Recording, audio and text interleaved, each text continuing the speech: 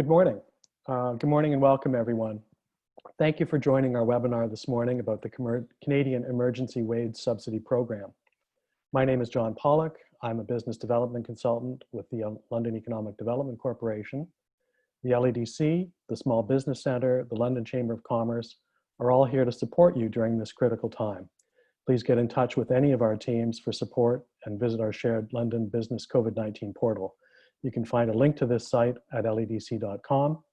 And here you'll also find COVID-19 updates, resources for economic relief, and local business supports. I just have a couple of housekeeping items before we dive in. Please note that this session is being recorded and will be published to the LEDC's YouTube page following the webinar. All of the attendees are muted. I'm told there's almost 60 people out there, so thank you very much for joining us. You can submit questions during the session using the Q&A feature on Zoom. We'll try to get to as many as we can, but can't promise we'll get to all of them. But we will revisit, and there will be a follow-up email after the broadcast. Before we get started, I'd like to welcome my co-host, Phil Singeris from the Small Business Centre for a few remarks. Phil? Well, thanks, John. Well, good morning, everybody. And my name's Phil Singeris. I'm a business advisor at the London Small Business Centre. We're pleased to work in collaboration with LEDC and the Chamber of Commerce to offer this seminar this morning. We've been helping a number of small and medium-sized businesses, for many, many years, but obviously over the past few months, been getting numerous questions on government assistance programs, and a lot of them related to the wage subsidy program. And hence, this webinar topic came forward, and I hope this is an opportunity to provide some information to everybody out there to help you through working and navigating through the application, and just letting you know, as John said, we are here. Our organizations are here to help businesses in London and community. And feel free to reach out to us at any time. There's members of our team that are here to assist. So enjoy the webinar. I'm sure there'll be lots of great information. And listen, the Q&A function is open. If you do have any questions that you'd like us to ask, please feel free to utilize that, and we'll certainly make every effort to ask those questions for you. So thanks very much, and enjoy the webinar. Thanks, Phil. So our purpose for this webinar this morning is twofold. We want to make sure that you understand the program and application rules, but we also want to challenge you to make strategic use of this and other emergency funding opportunities. Great companies often emerge from times of great challenge because we're forced to reflect on what is important to our customers, our employees, our suppliers, and our other stakeholders. So today we're taking a close look at the emergency wage subsidy, but there are other emergency measures like the CEWS program, rent supports, and the recently announced Regional Recovery and Relief Fund. While all of these emergency funding measures are designed to preserve businesses and jobs and to help you survive, I want to challenge you today to also think about using these measures and the time and breathing room they deliver to make sure you're thinking about what makes your business unique, why your customers choose you, and whether or not you can see opportunity or course corrections that will help you to emerge stronger. So today we're joined by Jamie Crook from Bosco and Roxy's and David Brenner of Mobials, who have both taken positive steps through their companies to create new opportunities. They've recently accessed the CEWS program, and we'll also later hear from two accountants who are knowledgeable about the application process. So with that, I'm going to pass the program over to Jamie to talk a little bit about his experience and what they're up to, and then we'll go on to David. So Jamie, it's over to you. Thanks very much, John, and thanks for having me on today. In the few minutes I have here, I'm just not sure exactly everything to cover, but I can tell you we have definitely accessed this program. I can tell you a bit about Bosco and Roxy's and also another business, Country Paws. We're in the dog business, and they're two very different businesses, and I don't think we actually realized how much of the travel business Country Paws is involved in. There's I'm sure everybody has their own tale of some carnage, and we have ours as well. We had March break is supposed to be our most successful week of the year. We had close to 350 dogs booked for a 10-day stint, and that virtually overnight disappeared to about 4 dogs. So we did about 90% of our staff was laid off back almost 11 weeks ago, I guess, from Country Paws. But Bosco and Roxy's was in a very different situation as well, because it's a slow time in our season, and we knew we had to be ramping up. We build a bunch of product over the summer season that gets shipped out in the fall. So we knew we had to ramp up, knowing that that everything was drying up, all stores were closing, and it was the wage subsidy program for us is a unique opportunity where we would have had to ramp up anyways in the summer and kind of eat those costs to be recovered much later. And so with the wage subsidy, we are ramping up. We're making dog treats. A lot of our customers are assuming Christmas will go forward. And I think everyone in retail is assuming that they won't cancel Christmas. And if Christmas isn't canceled, then the retail sector has a chance. I think if Christmas is canceled, the retail landscape will look much different. But it has been in the papers in the early days of Bosco and Roxy's. We are a fully equipped commercial bakery. We just happen to use all our tools for making dog treats. And in the early days, when the orders did just stop, they went from about 200 individual pet store orders a week to, I think, 12 very quickly. We had morale problems. We had order problems. We had every other kind of problem that I'm sure most, if not all of you out there are experiencing as well. And virtually overnight, we converted our dog bakery to a human commercial bakery and started making breads and muffins and cookies and offering other products that other small producers around London. Their revenue literally went to zero because they were in the Western Fair or other markets where they were closed. And so we brought their products in, pizzas and apple fritters and stuff. And we literally stood up a Shopify site within about 72 hours and started selling. And I don't know if the book's still to be written on how much of a success from a financial perspective that pivot was, but from a morale perspective and from a staff boost and giving people to focus on something when everybody's just waiting for the sky to fall, I think that's going to be the real benefit that came out of that particular experience. So I know this is about the wage subsidy, and if there's more specific questions on how we're using it, but I can sum up by saying, John, that that the wage subsidy applied to Bosco and Roxy's is pretty unique in that it's really allowing us to ramp up inventories that we would have had to ramp up anyways, and normally we'd do that with spring revenues that didn't appear. So it has been very helpful. Country Paws is just kind of on a simmer. We're waiting for people to go see grandma again, and they'll need to leave their dog at home, and I'm hoping they'll leave them with us. So we're just kind of waiting for that, and we think that we could fill up as quickly as we shut down, but that remains to be seen. That's kind of our situation as it sits right now, John.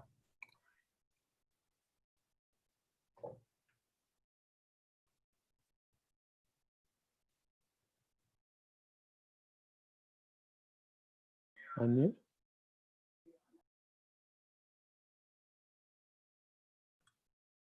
Are you still muted, John? Oh dear. Okay, thank you very much, Jamie. I am unmuted now and figuring out how to do this. I appreciate that the talk you gave and the insights as to how it helped out your staff and morale. I know there's still some other issues that maybe we'll get to later in the program concerning when to bring in employees back and some of the timing around layoffs and things like that, but we'll chat about that as we get to some technical details. So we'll bring in maybe David Brenner now to talk about the experience at Mobials. And welcome, David. I'll let you introduce yourself and go from there. Thank you very much, John, and thank you for the opportunity to speak today. Excuse me. My name is David Brenner. I'm the co-founder and CFO of Mobials. Mobials is a software development company. We specifically develop, market, and sell digital retailing tools into the automotive sector in North America.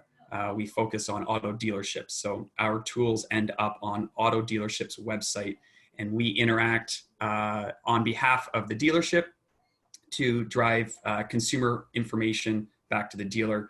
And we do that what we call through a value for value exchange, which we give something of value to the consumer in exchange for their valuable contact information that the dealer can then follow up with however the consumer is engaging on the platform, depending on which tool they've come through.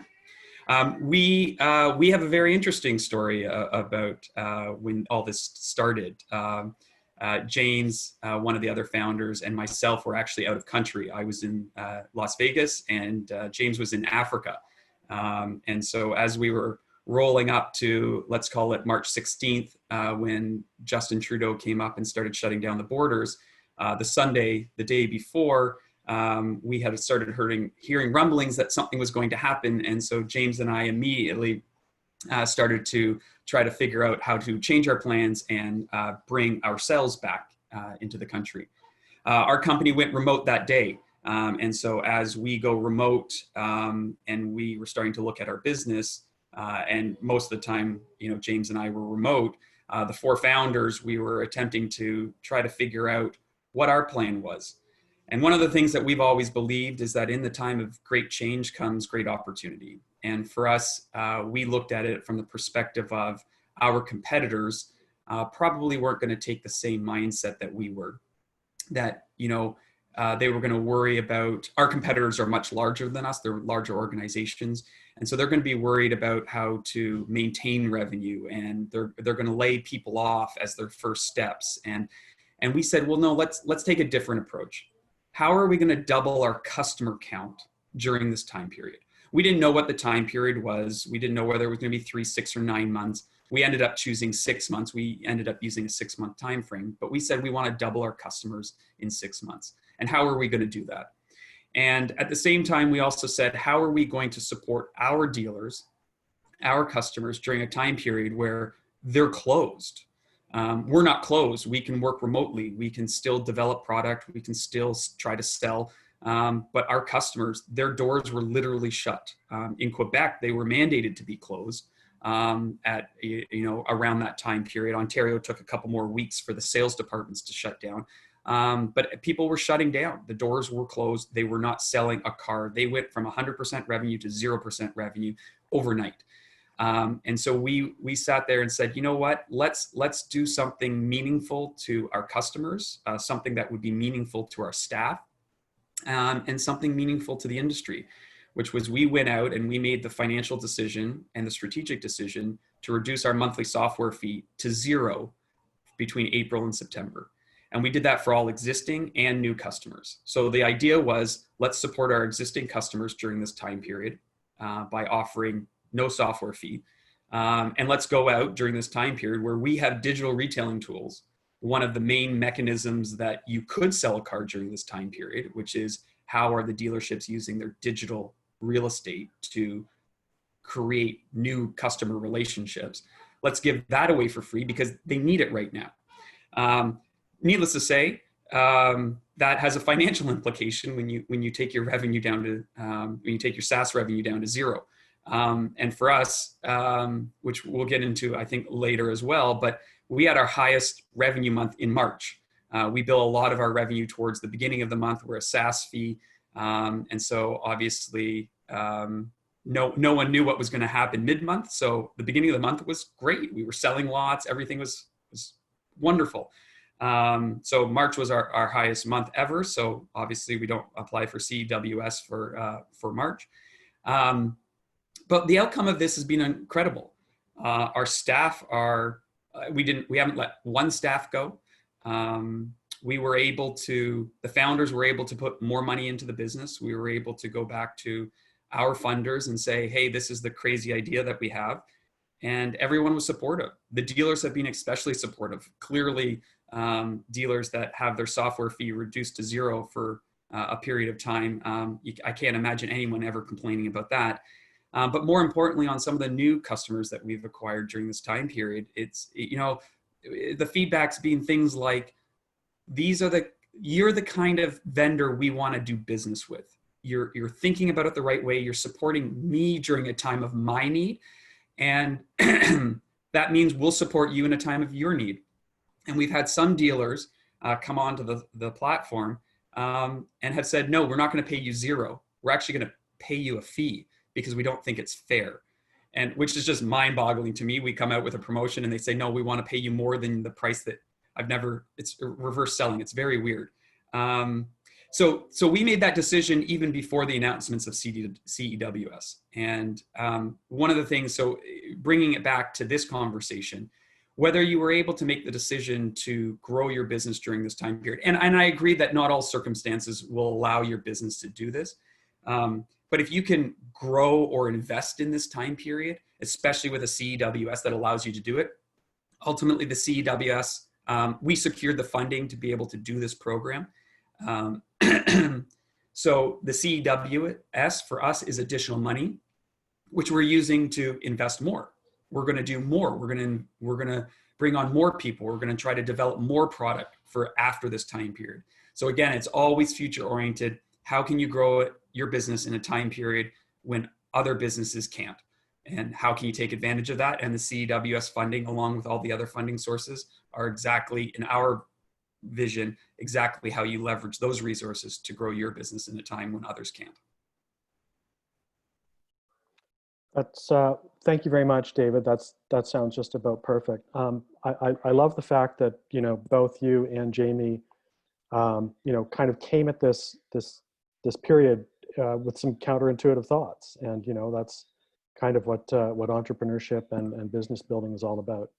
So at this point, I'm going to pass it over to Phil, who will introduce probably a little more formally Bill and Jacqueline, and we'll move on to the Q&A period. So thanks very much, Jamie and David, and we'll revisit you in a few minutes. So Phil, off to you.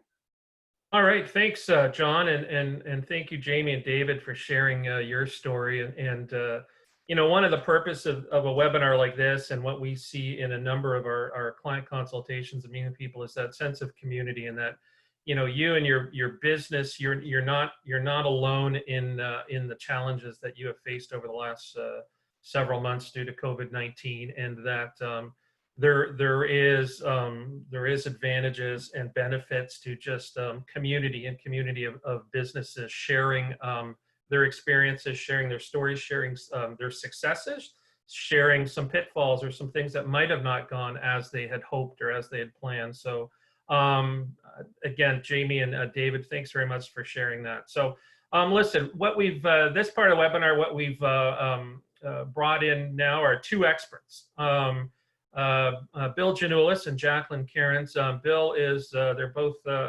accountants with, Bill is with Turner Moore and Jacqueline is with Grant Thornton. And they're going to share their expertise related to the wage subsidy program and what they've sort of encountered in helping clients in their application process. So I'll just give the floor over to Bill first to introduce yourself and say a few words, and then we'll go over to Jacqueline, and then we'll get into the Q&A. So Bill. Thanks, Phil. My name is Bill Juno. Oh, you muted yourself, Bill.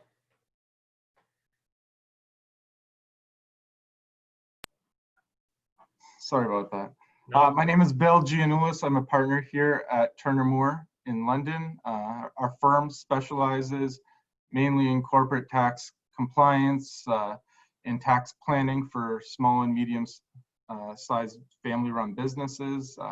We also specialize in personal tax compliance and planning as well. We spent a considerable amount of time researching and analyzing the CEWS legislation, and for the last few months we've been assisting our clients navigate this climate and the rules and the applications.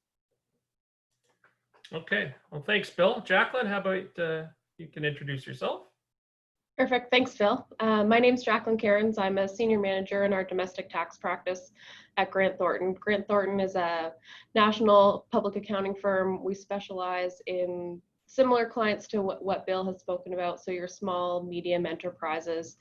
I'm based out of London and have a little bit of a niche in the agriculture and transportation industries. And just like all of the owner managers that I've been working with, we've done quite a bit of pivoting ourselves and have spent a considerable amount of time on this wage subsidy and making sure that everyone's application, we're maximizing the amount available to them, as well as accessing other programs. So excited to sort of share some of those thoughts with everybody today. All right, thank you, Jacqueline, and thank you, Bill. So let's talk first about the, why this program was introduced. Talk a little bit about the basics, and really it was to try and prevent further job losses and to encourage employers to rehire or keep staff on payroll for them and not have to lay them off, and then to assist and help Canadian companies, better position them for to resume normal operations, say post-COVID or following the crisis, as best as they can. So the way I've sort of looked at it is with this program, I sort of look at it into 4 different categories. There's the eligibility factor, and then there's the uses, the use of the wage subsidy. There's the application process, and then the conditions related to it and going through there. So let's talk about eligibility. So there's the employer's eligibility, and then there's the employee's eligibility. So employers, I think it's pretty simple. If you have a CRA payroll account as of, I believe it was March 1st or 15th, you are eligible to apply for the program. From an employee perspective, Jacqueline, maybe I can ask you this question. Who are eligible employees under this program? So Phil, almost everyone who's on your payroll is an eligible employee for purposes of the wage subsidy. The only caveat to that is if you had a non-arm's length person, so either yourself as the owner manager or family members, if they were not on payroll prior to March 15th and you wanted to shift and add them to your payroll, those wages would not be eligible for the wage subsidy. But if you were paying a family member prior to March 15th, then they are eligible. So it's pretty broad, and there aren't too many caveats. The only one sort of being avoiding that game playing that could be a little bit abusive. Okay, good. So, Bill, here's a loaded question right here. How do I calculate my eligible revenue reduction? At a high level, essentially you're comparing your March revenue to your March 2020 revenue to your March 2019 revenue, or the average of your January and February 2020 revenue. For March, if there was a decrease of 15%, you would qualify. For April, you would be comparing April 2020 to April 2019, or the average of January and February 2020, and the decrease would have to be greater than 30%. The catch is once you decide on a comparison period, you have to stick with it through the entire CEWS program. So if you're comparing March 2020 to March 2019 in the first period, you can't be comparing April 2020 to the average of January and February 2020 in the second period. If you're going to use the January and February average, you have to stick with it through the entire program. Okay, so great, thanks. So message there is you got to pick one or the other, and you got to stick with it, right? What about getting back to Jacqueline's point? One of the questions coming through the Q&A: are new employees eligible? Yeah, Phil. So, and Stephanie thinks that's a good question. New employees are absolutely eligible. So, if you brought someone on, you're in expansion, or just had a new hire that onboarded after that March 15th time period, that person is still eligible. The only caveat, I guess, is again those related people would not fall into that bucket. Right. And follow up to that one with Bill, if you're a new company as of, let's say you started in February and you can't prove any loss of revenue, can you still apply?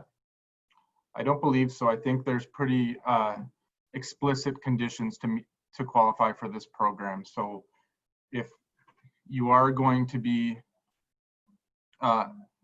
qualify using the January-February average, if you can't meet those conditions and prove that you have a drop in revenue, you're not going to qualify under this program.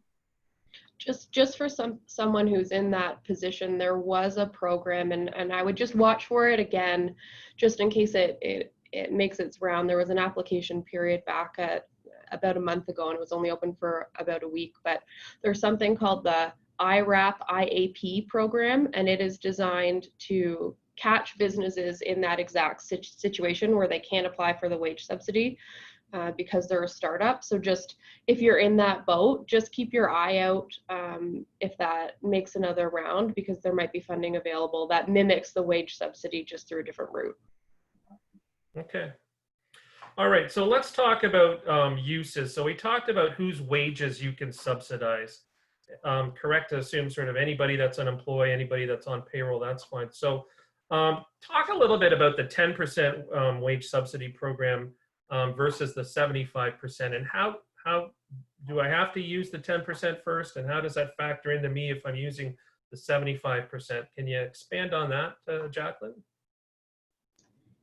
Sure. So the 10% wage subsidy was sort of the first program that came out, and there was a lot of backlash towards it because it really just wasn't sufficient to help anyone. It was sort of just a nice little pat on the back, and that's all it was. And up until about a week ago, the rules were that you had to use the temporary wage subsidy first, and then use the CEWS second. And administratively, that became a little bit of a nightmare because you were calculating your wage subsidy up to 75%, up to the maximum amount that you could subsidize, and then having to lop off 10% and sort of applying in two different places. So that has since been administratively changed. So you can elect to not claim the temporary wage subsidy and put all of your wages as subsidized through the CEWS program. Key message that I want to get out here is that you're still only going to be subsidized up to 75% of your wages. So it's not 75% of wages through the CEWS program plus an additional 10%. You're capped at what the wage subsidy would be calculated under CEWS. It's just how you get those funds, whether it be through the wage subsidy direct deposit that you would receive, or the temporary wage subsidy is just a reduction of your payroll remittance. Okay, awesome. So let's talk a little bit about the application process. And I'm sure, I know in speaking to both of you, you've gone through it and applied on behalf of many companies. Can you share some of the pitfalls, or what are some of the common pitfalls or challenges that people have encountered? And then just perhaps give us some tips and strategies on how to overcome those, or not encounter them, I guess. Bill, go to you. I think the first step is making sure you have great documentation. CRA has come out and said that they're going to deploy, I don't know, a few thousand auditors to help enforce this program and enforce compliance with the program. As well as having that documentation, you will need it, as there are additional requirements on the T4s for 2020 that you will need to report how much of the CEWS you are claiming for each employee. And there will be 3 different or additional boxes on the T4s to report that, so they will be cross-referencing through that platform. Another thing that we've seen with applications is the recovery of CPP, employer portion of CPP and EI. One of the, I guess, catches is on that CRA form online is it's simply has, I guess, a field that it just says employer portion of CPP, employer portion of EI, and people are putting in this number and having it be refunded as part of their application. We just want to make it clear that the only way you can recover the employer portion of CPP and EI is if the employee is furloughed, so they're not working. The form is not clear on that, but the legislation is quite clear. So if they're not working and you're paying them and claiming the CEWS, you can recover the employer portion of the CPP and EI. Otherwise, you are on the hook for that CPP and EI. Okay, good point. Jacqueline, anything else you want to add to some of the pitfalls or challenges that you've encountered in your experience with this?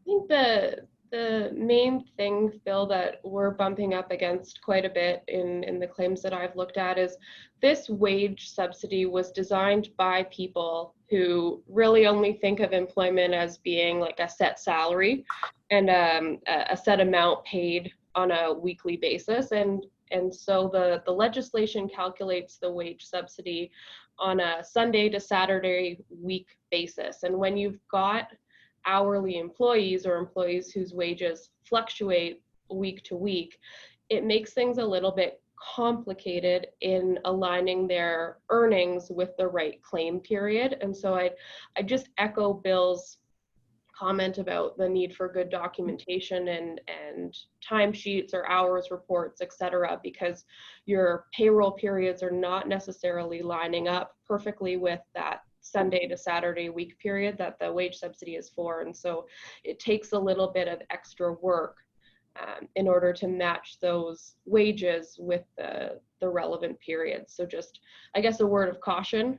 The CRA has been pretty clear that they're not interested or in accepting any sort of averaging on a week by week basis. And so you really do have to go back sort of to that source and retrace that, which can be an onerous process if you've got a lot of hourly employees that are fluctuating. Yeah. Another thing I'd like to add on that is making sure you do the application correctly. The way the legislation is written right now is if you claim a wage subsidy of $6,000 on your application and you actually submit it, but you find out later that you actually were eligible for $10,000, you can't increase your wage subsidy request on the application. You're capped at that original $6,000 that you filed. So it's very important to making sure that you're confident in the figures and you're making sure you're claiming the most that you're eligible for. And the area that we're, just to piggyback on that, sorry, Phil, Go ahead. just the area that we're seeing a lot of dollars left on the table is in the calculation of your baseline wages from January 1st to March 15th, because in some cases we're seeing employers that are getting more than 75% or up to 100% in some cases of wages that are paid in the claim periods, just based on the employee having less hours in that the wage subsidy period relative to that pre-COVID time period. So making sure you get that average right is really important. It's not, this wage subsidy is not just 75% of what you're paying your employees now. There's more to it, and in a lot of cases we're seeing more than 75% of wages being refunded for certain employees. Okay. I mean, the message I think I take from this and in our conversations are be careful before you hit submit. Do your due diligence. Use a professional. Use the services of your an accountant or you know, if you've got a CFO or somebody that has knowledge and experience in this, because you know it is difficult. As Bill said, you can't go back once you hit submit.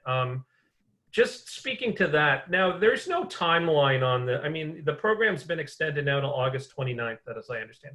There's no rush right now to apply. Like if I wait till July, I can still apply for that first period back in March, correct?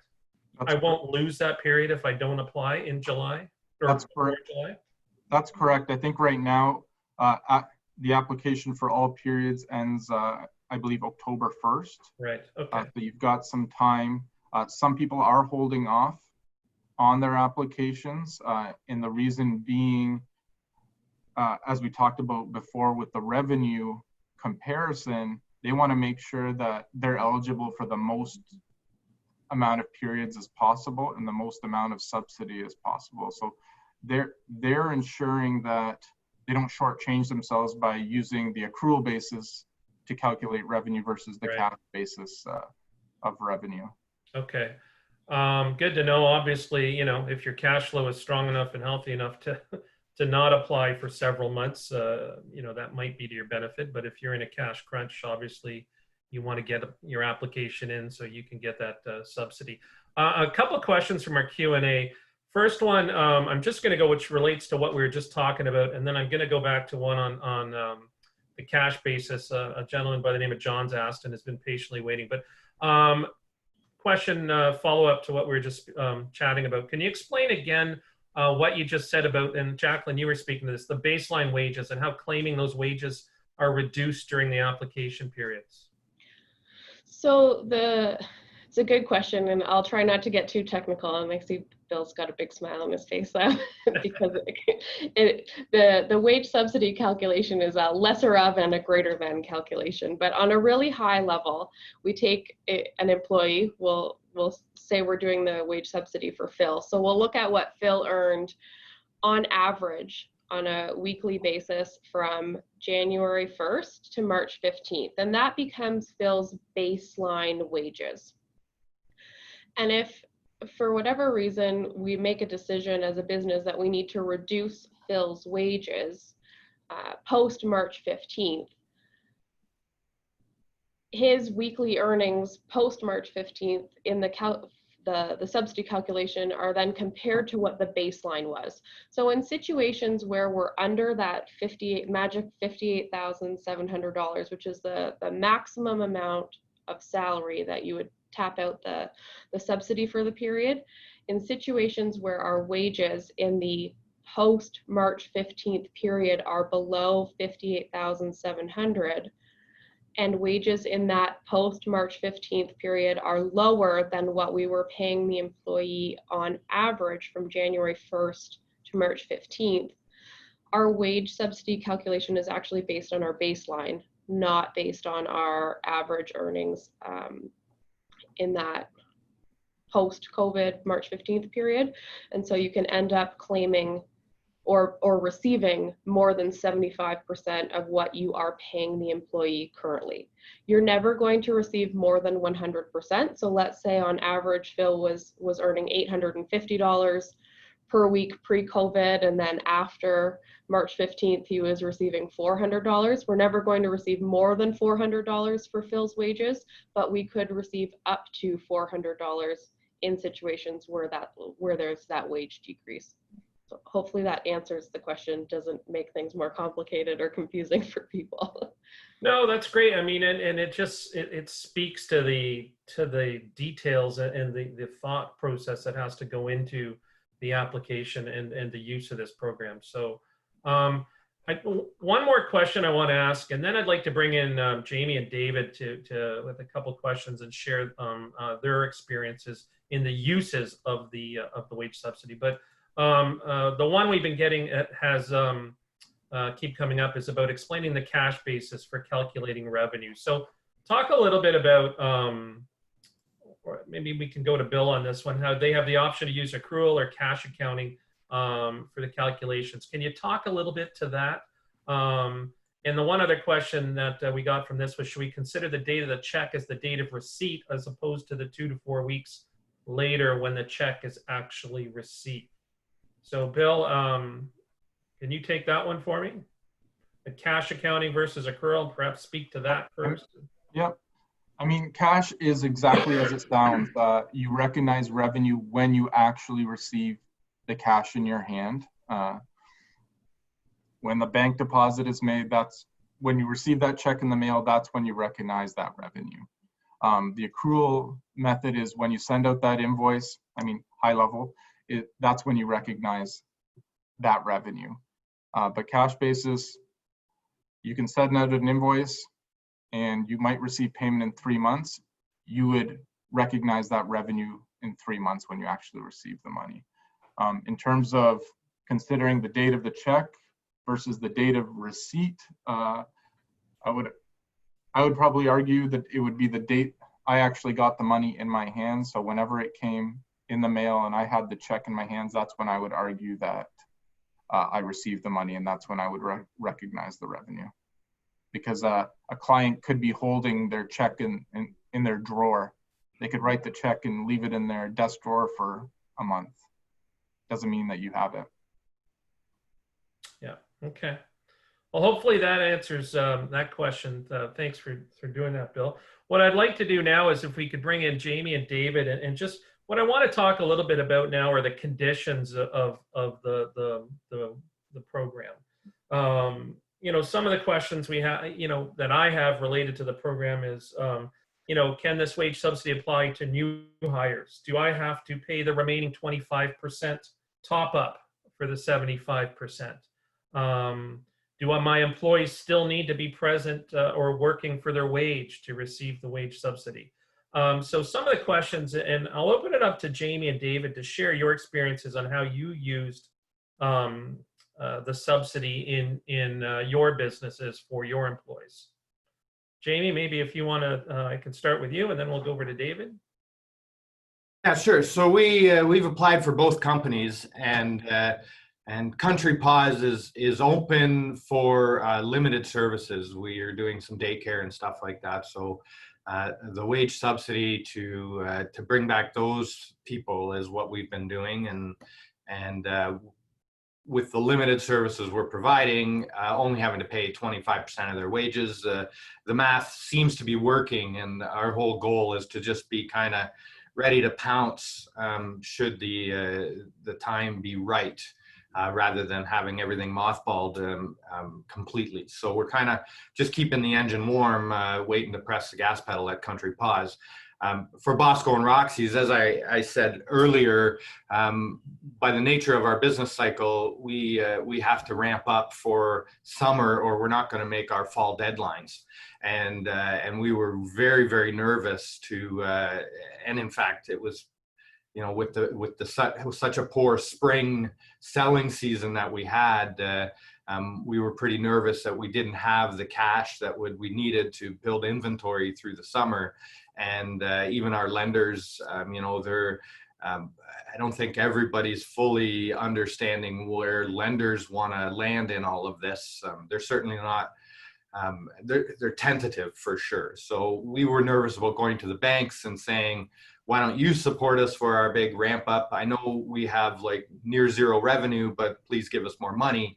It was a difficult argument to make with the banks. So between the wage subsidy and the BDC, and I encourage people to reach out to the BDC because they do have a big wheelbarrow for COVID response, and have your application kind of weeded through them. So between the BDC and the wage subsidy, it gave my wife and I a lot of comfort to move into the busy summer season, do some hiring, build our inventory, and hopefully all this stuff ships before if we fall off another cliff. I hope it's off my loading dock before that happens. Okay, thanks, Jamie. David, how about you? Could you share with us how you've applied the program to your workforce? Absolutely. So as I was mentioning, we had already made the decision to grow, and we had actually already acquired the financing before the CEWS was even offered. But what that's allowed us to do, which is the wonderful part, so if the financing is already in place to support your business during the time period where you reduced your SAS to zero and you get more money, the wonderful thing is that we've now have the opportunity to understand how we're going to use that money and invest, so we can increase our runway. But we actually, again, maybe we're crazy, but we're using it to continue to invest. And so we've identified a couple new areas of our business that we're developing product, with a team of 2, and we've actually posted, and we're hiring 5 more people to push out that program, because we believe it has the ability to grow over the next 3 or 4 months to a point where it can be self-sufficient. And therefore, the investment that we, the founders, have to put in to get it to fruition is substantially less because it's supported by the wage subsidy program. Okay. Jamie, question, like one of the questions we've been getting a number of times, do your employees have to be present or working for them to utilize their wages in the wage subsidy program.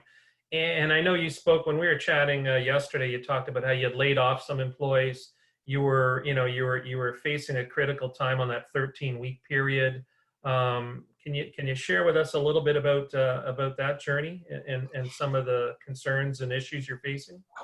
Yeah, so when I referred to March break, when we went from bursting at the seams to having one big bowling alley down the center of our facility that was empty, everything happened very, very quickly. And so we did furlough almost all of our staff. And we're coming up, I'm told, in about another week or so. That took place 13 weeks ago.